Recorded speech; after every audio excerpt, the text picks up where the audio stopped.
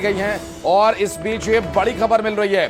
Fighter planes alert mode पर हैं। Gwalior civil airports और सभी जो उड़ानें यहां पर रद्द कर दी गई हैं। मुंबई, दिल्ली जैसे महानगरों की यदि बात करें तो सभी शहरों की फ्लाइट्स फिलहाल रद्द हैं और एयरपोर्ट डायरेक्टर ने फ्लाइट रद्द होने की पुष्टि भी की है।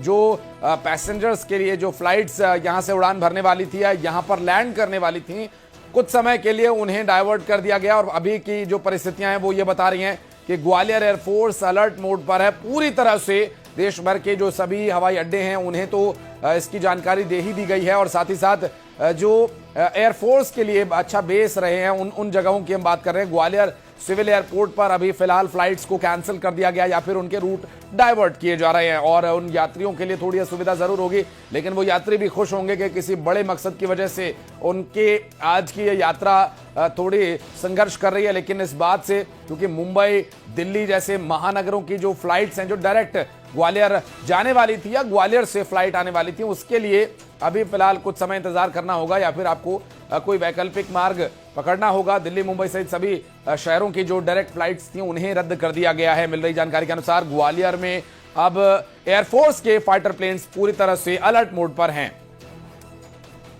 और आशीष जी हमारे साथ लगातार जुड़े हुए हैं। आशीष जी, अभी की जो परिस्थितियां हैं पाकिस्तान आर्मी के लिए, आपने बताया कि एक तरफ कुआं और एक तरफ खाई और या फिर ये कहें कि सांप और छछूंदर वाली स्थिति हो गई। अगर वो इस बात को स्वीकार करता, हालांकि जो उन्होंने किया, लेकिन अगर वो रिटेलिएट नहीं करते हैं तो भी उनके लिए डूब मरने वाली बात होगी। अगर वो रिटेलिएट करते हैं तो फिर वार ऑन होगा। क्या जंग शुरू हो चुकी मानेंगे हम?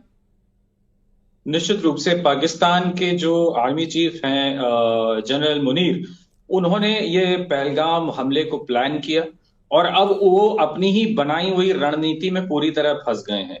उनका आलम यह है कि उन्होंने अपने परिवार को पाकिस्तान से बाहर भेज दिया है। तो कहीं ना कहीं पाकिस्तान की जो जनता है, पाकिस्तान की जो आर्मी है, वो ये देख रही होगी कि जनरल मुनीर को खुद अपनी सेना पे भरोसा नहीं है। जब उन्हें भरोसा नहीं है तभी तो उन्होंने अपनी फैमिली को वहां से पाकिस्तान से बाहर भेजा है। तो ये भी एक संकेत दे रहा है पाकिस्तान की आर्मी को कि जो उनका आर्मी चीफ है वो खुद ही उन पे भरोसा नहीं करता है कि वो लोग जो है पाकिस्तान को डिफेंड करने में सक्षम है। बातें वो लोग बहुत बड़ी बड़ी करते हैं, हमने देखा है, अक्सर ही करते रहते हैं, उसको कोई तवज्जो देने की जरूरत नहीं है।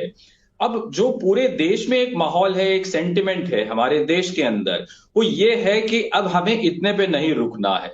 अभी हमने उस पेड़ की टहनियां काटी हैं, अभी हमें उसे जड़ से उखाड़ना है। पूरे देश में ये माहौल है कि जो पीओके है, अब वो वक्त आ गया है कि हमें उसे अब वापस लेना है। और मुझे लगता है कि इन ऑपरेशंस को यहां रोकना नहीं चाहिए। ये हमारे लिए बहुत अच्छी स्थिति बनी हुई है। Bangladesh liberation Balochistan liberation army BLA जो है वो बहुत मजबूती से पाकिस्तान की सेना को एंगेज कर रही है। सिंध और पंजाब में भी पाकिस्तान की सेना जो है वो विरोध का सामना कर रही है। अंदरूनी उनकी आर्थिक स्थिति, मानसिक जिसे हम कहते हैं मनोबल, वो गिरा हुआ है और पूरे विश्व के सभी देश भारत के साथ हैं। तो इतनी अनुकूल परिस्थितियां भारत को आज से पहले कभी भी नहीं मिली और शायद आने वाले समय में कभी ना मिले। और ये इच्छा शक्ति का एक परिचय कहा जा सकता है आशीष जी कि आज ये परिस्थितियां इस तरह से बनी हैं। हालांकि वो दर्द, वो घाव अभी भरे नहीं हैं जो उन बेटियों ने झेले, जो उन माताओं ने झेले, जिनके सामने उनके बेटों और उनके पतियों को मिटा दिया गया, गोली मारकर उनकी हत्या कर दी गई। लेकिन ये अब आगे नहीं होगा, इस बात की तस्दीक कर रहा है ये ऑपरेशन। ग्वालियर चलेंगे, हमारे सहयोगी इस वक्त सुशील कौशिक मुझे दिखाई दे रहे हैं फ्रेम में। सुशील, क्या डिटेल्स मिल पा रही हैं? ग्वालियर में क्या कुछ मूवमेंट नजर आ रही है?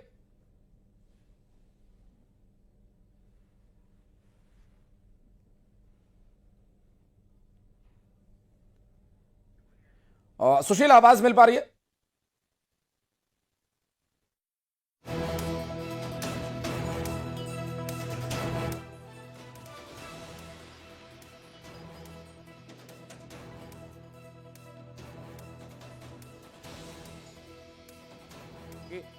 जानकारी मिली उसमें यह बताया गया कि ग्वालियर एयरफोर्स पूरी तरह से अलर्ट मोड पर है। फाइटर प्लेन्स को अलर्ट मोड पर रखा गया है और ग्वालियर सिविल एयरपोर्ट पर जो उड़ानें थी उन्हें फिलहाल रद्द कर दिया गया है। और देखिए तस्वीरें अब सामने आने लगी हैं। प्रेस कॉन्फ्रेंस अब से कुछ ही देर में होगी और प्रेस ब्रीफिंग के लिए जो सभी पत्रकार हैं मौके पर पहुंच चुके हैं और यहां से जो अधिकारी हैं वो अब से कुछ ही देर में सेना के इस ऑपरेशन के बारे में जानकारी देंगे और इस ब्रीफिंग में काफी कुछ बड़े खुलासे भी हो सकते हैं और सही तथ्य जो है वो हमें अब यहां पर देखने को मिल सकते हैं। आशीष जी हमारे साथ लगातार जुड़े हुए हैं, उनसे हम बात कर रहे हैं और इस वक्त सेना की इस ऑपरेशन को लेकर और पाकिस्तान के रिएक्शन को लेकर के भी हम बातचीत कर रहे हैं। आशीष जी, अभी जो प्रेस कॉन्फ्रेंस के लिए देखिए मंच सज चुका है, अगर आप तस्वीरें देख पा रहे होंगे, क्योंकि अब से कुछ ही देर में सेना के जवान यहां पर आएंगे और भारतीय सेना, इंडियन आर्मी, जो मोस्ट डेकोरेटेड आर्मी है पूरी दुनिया में, सबसे ज्यादा जज्बा रखने वाली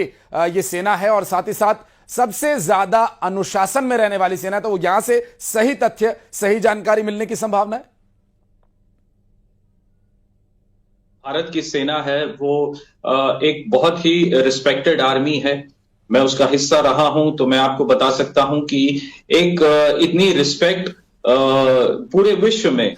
I was able to take an assessment from him, take stock of the position in the hospital, particularly with regard to blood supplies and other essentials. We are moving more ambulances to the forward areas. At the moment, we can't do much more because shelling is ongoing. But we are keeping totally sort of abreast of the situation, and as it develops, our response will also be tailored accordingly. In the meantime, I have asked the finance department to release a contingency fund to all the DCs of Jammu and Kashmir, but with an additional amount to the DCs along the border and the line of control for any exigency that will arise in the current situation. So Pakistan is claiming that their civilians have also been targeted and they will give a befitting reply to India. No, I don't want to get into a war of words. We are in this situation because of them. If they had not targeted our innocent civilians in Pahalgam, we wouldn't be here. This ceasefire had held along the line of control for a number of years now. Jammu and Kashmir was relatively peaceful. We were seeing a good tourist season, which is important for our economy. If today we're in this situation where shelling is happening.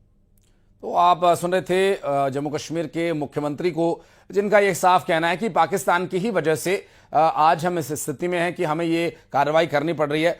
और retired major Ashish Chaturvedi लगातार हमारे साथ जुड़े हुए हैं। Major साहब, एक बात तो साफ है कि पाकिस्तान के जो आर्मी चीफ हैं, कहीं ना कहीं अब उन्हें पाकिस्तान की सत्ता की कुर्सी का लालच आ गया है, जिसकी वजह से वहां के वो पॉलिटिशियंस से उलझ रहे हैं। लेकिन भारत की इस कार्रवाई से वहां के पॉलिटिशियंस का भी मनोबल थोड़ा बड़ा होगा। अब वो मियां मुनीर को ये कह सकेंगे कि आप अपना काम संभालिए, हमारी कुर्सी की तरफ देखना बंद कीजिए।